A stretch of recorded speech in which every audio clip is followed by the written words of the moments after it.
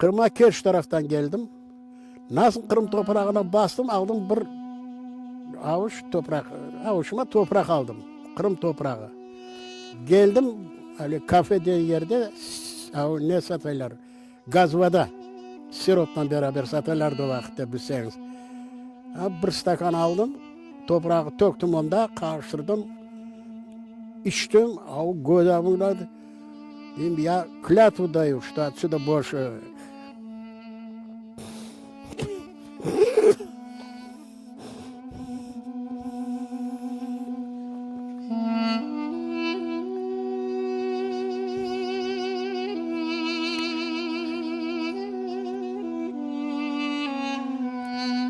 Dedim клятву даю и больше отсюда назад не поеду.